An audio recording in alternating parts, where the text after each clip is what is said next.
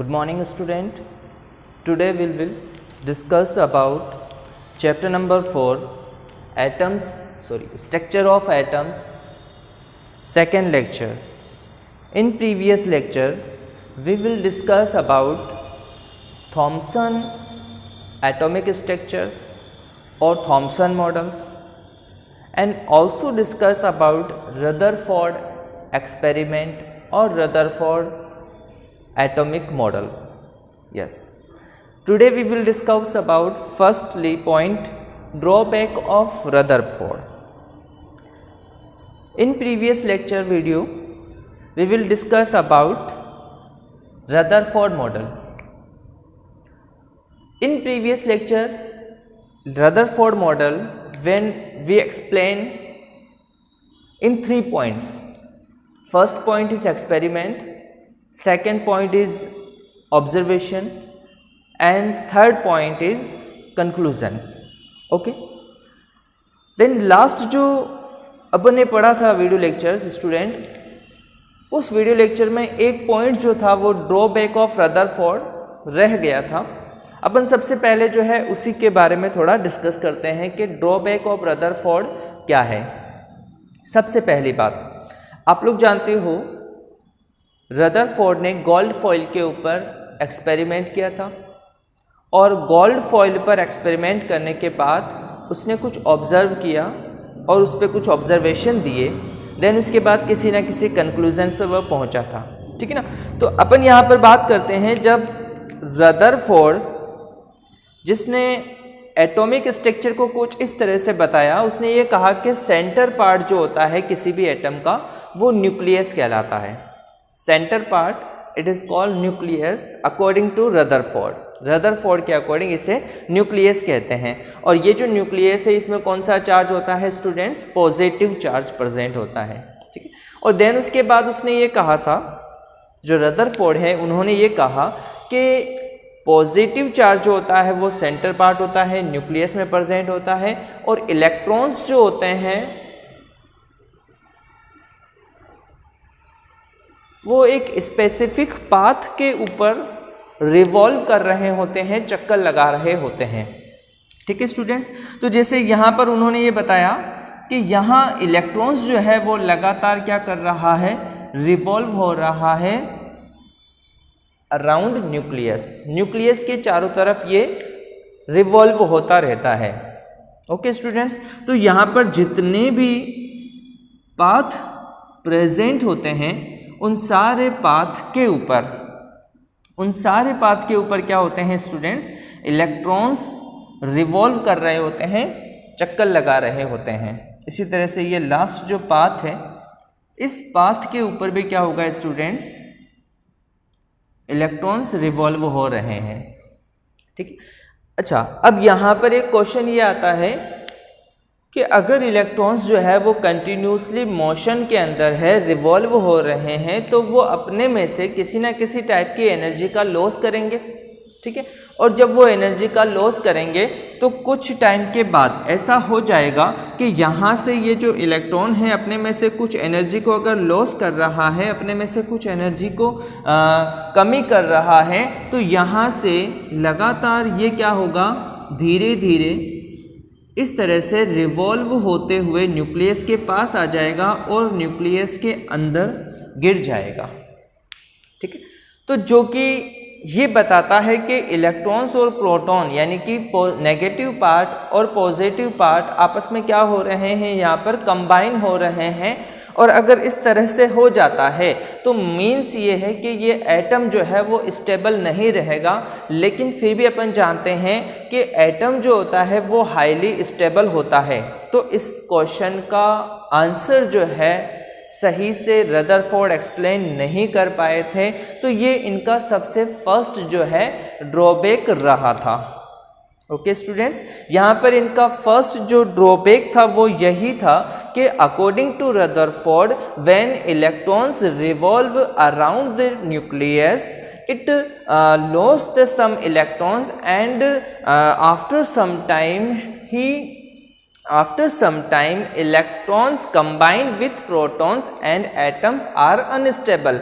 But we know that atoms are highly stable. ठीक है, तो इस चीज का जो है या इस क्वेश्चन का जो है आंसर रदरफोर्ड नहीं दे पाए थे। तो यहाँ पर इनका फर्स्ट जो ड्रॉबैक हो जाता है वो यही हो जाता है। ठीक है, देन उसके बाद सेकंड जो इसका ड्रॉबैक है इस मॉडल का वो ये है स्टूडेंट्स कि इन्होंने इलेक्ट्रॉन्स के बारे में ज़्यादा नहीं बताया, एक्सप्लेन नहीं किया कि वो इलेक्ट्रॉन्स जो है आखिर वो रिवॉल्व कर रहा है around the nucleus.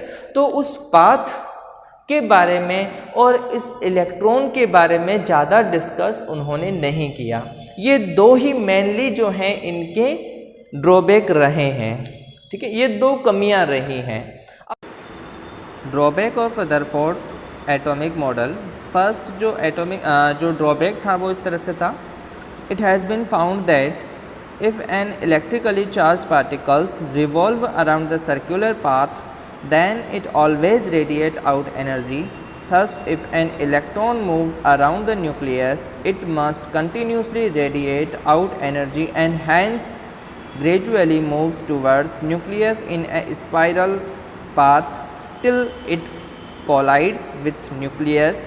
However, we know that atom is very stable. Rutherford model cannot be explained this stability. And the second drawback is Rutherford model of atom does not say anything about the arrangement of electron in an atom. अब इन दो कमियों को दूर करने के लिए, इनके answer देने के लिए एक और साइंटिस्ट आए थे, उनका नाम था Niels Bohrs. Okay students, Niels Bohr 1911 के अंदर आए और उन्होंने ये कहा कि इलेक्ट्रॉन्स जो है वो एक फिक्स पाथ के ऊपर ही चक्कर लगा सकते हैं, एक फिक्स पाथ पर ही घूम सकते हैं, एक फिक्स पाथ के ऊपर ही वो रिवॉल्व करते हैं। और उस पाथ को उन्होंने ऑर्बिट का नेम दिया। इम्पोर्टेंट बात है स्टूडेंट्स कि ऑर्बिट के बारे में सबसे फर्स्ट एक्सप्लेनेशन करने वाले कौन थे? तो नील्स बोहर, जिन्होंने सबसे पहले जो है इसके बारे में एक्सप्लेन किया था। देन उसके बाद इन्होंने ये कहा कि ये जो फिक्स पाथ होते हैं, जैसे इसके अंदर यहाँ पर ये है, यस स्टूडेंट्स, तो जो नील्स बोहर थे उन नील्स बोहर ने ये कहा कि जो इलेक्ट्रॉन्स हैं वो इलेक्ट्रॉन्स एक फिक्स पाथ के ऊपर चक्कर लगाते हैं और इन पाथ को उन्होंने ऑर्बिट्स से रिप्रेजेंट किया कि इनको ऑर्बिट्स कहते हैं। किन्होंने बताया? सबसे पहले जो एक साइंटिस्ट थे जिनका नेम क्या था? Niels Bohr. इन्होंने 1930 के अंदर, फर्स्ट में मैंने 1911 बोल दिया था बाय मिस्टेक, 1913 जो है वो एग्जैक्ट है। 1913 के अंदर नील्स बोहर ने इलेक्ट्रॉन्स के जो चक्कर लगाने का पाथ था उस पाथ को ऑर्बिट्स का नेम दे दिया।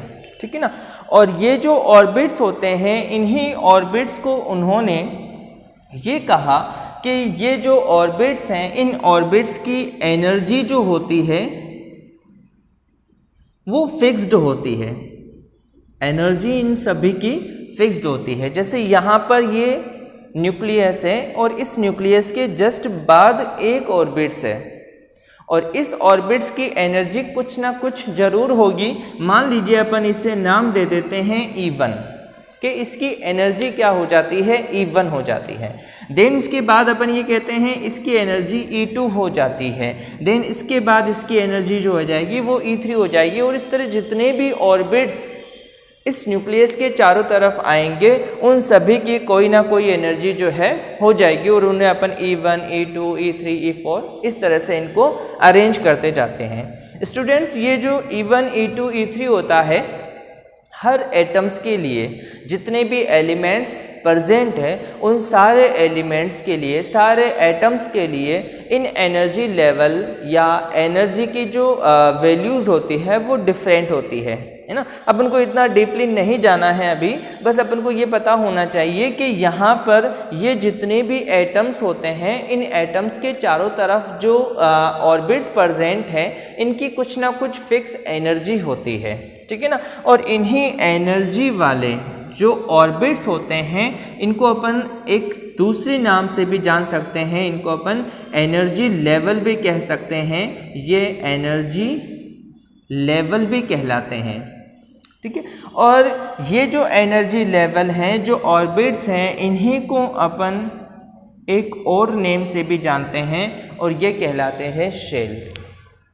तो इम्पोर्टेंट बात स्टूडेंट्स इसमें ये है कि नील्स बोर ने ही ऑर्बिट्स के बारे में, एनर्जी लेवल के बारे में और शेल्स के बारे में बताया था, जो कि रदरफोर्ड नहीं बता पाए थे। रदरफोर्ड ने इलेक्ट्रॉन्स के बारे में ज़्यादा डिस्कशन नहीं किया, वो इलेक्ट्रॉन्स के बारे में और जिस पाथ के ऊपर इलेक्ट्रॉन्स रिवॉल्व हो रहा है उस पाथ के बारे में वो ज़्यादा एक्सप्लेनेशन नहीं कर पाए थे, ठीक है ना।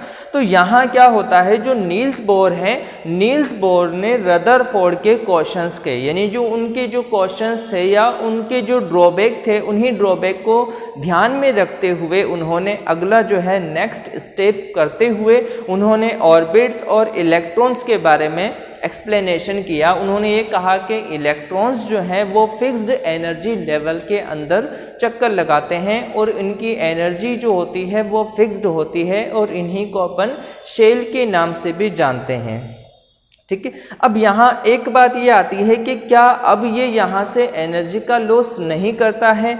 तो यहाँ पर नील्स बोर ने ये कहा कि जब इलेक्ट्रॉन्स जो है वो इन ऑर्बिट्स के अंदर चक्कर लगाता है तो वो ना तो एनर्जी को लॉस करता है और ना ही एनर्जी को वो गेन करता है, यानी इसमें किसी तरह का एनर्जी में कोई चेंजेस नहीं आता है।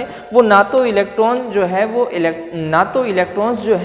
वो एनर्जी को गेन कर सकता है और ना ही इलेक्ट्रॉन जो है वो एनर्जी को लूज कर सकता है, अपने में से बाहर निकाल सकता है। तो इन्होंने क्या किया, दो स्टेट बताई थी।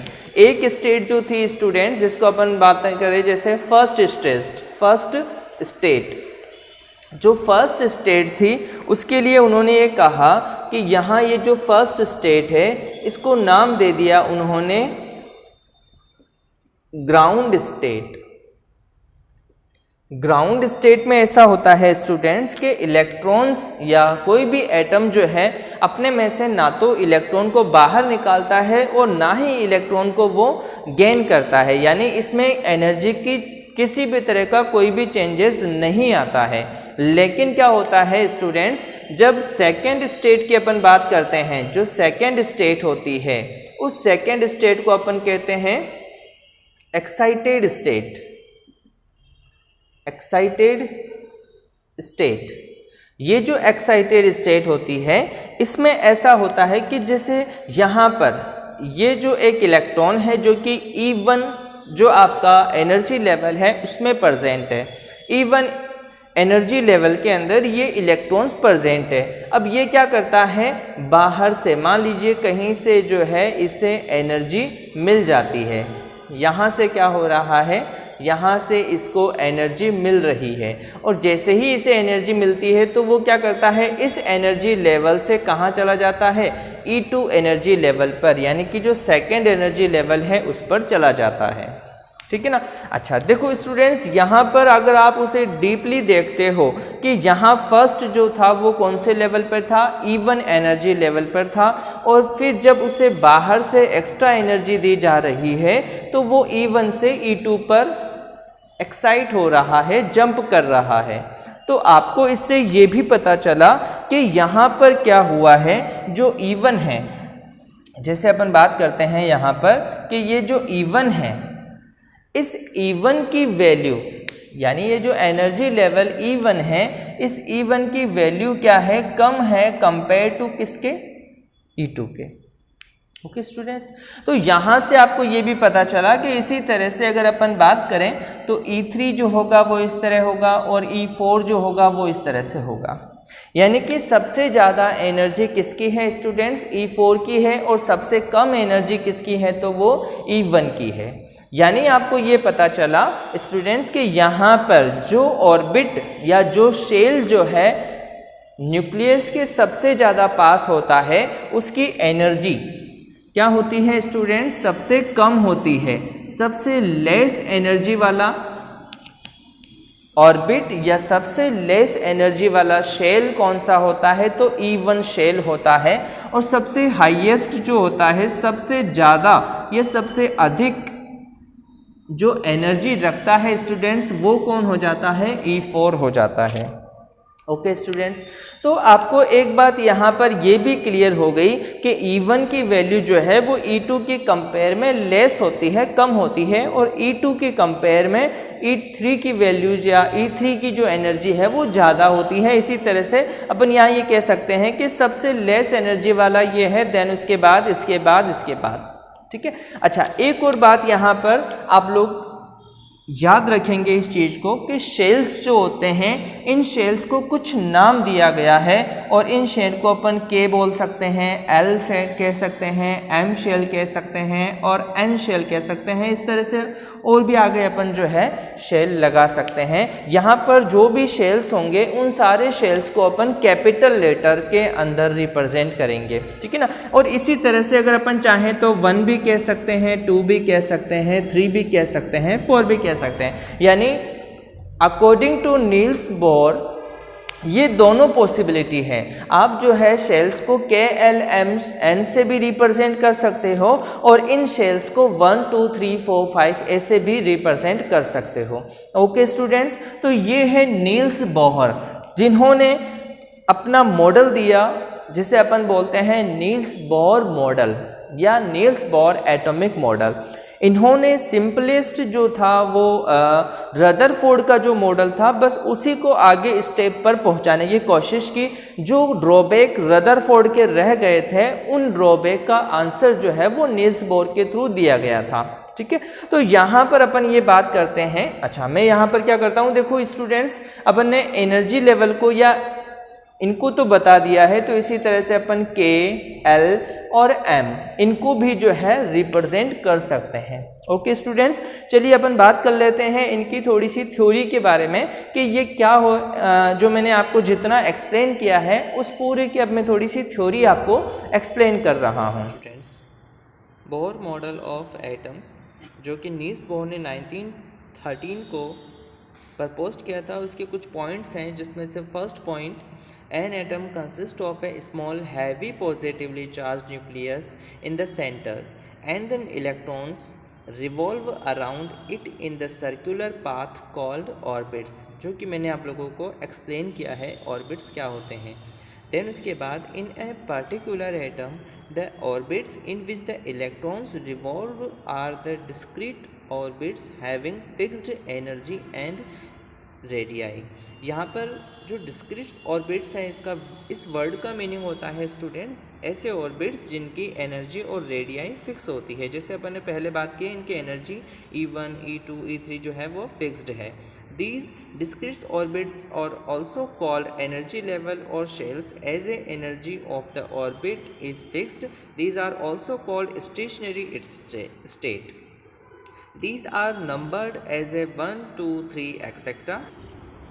As we move outwards from the nucleus, they are represented by the letter K, L, M, N, etc. as shown. जैसा कि इसमें एक्सप्लेन डायग्राम के अंदर शो किया गया है। The energy of these shells increase as move outwards from the nucleus. जैसे जैसे अपन न्यूक्लियस से बाहर की तरफ जाते हैं, वैसे वैसे एनर्जी जो है वो इंक्रीज होती जाती है। Thus representing the energies of first, second, third, fourth shells etc. by E1, E2, E3 etc. As we know, E1 is less than E2, E2 is less than E3 and E3 is less than E4. However, the gap between the successive energy shall decrease as we move to outwards from the nucleus.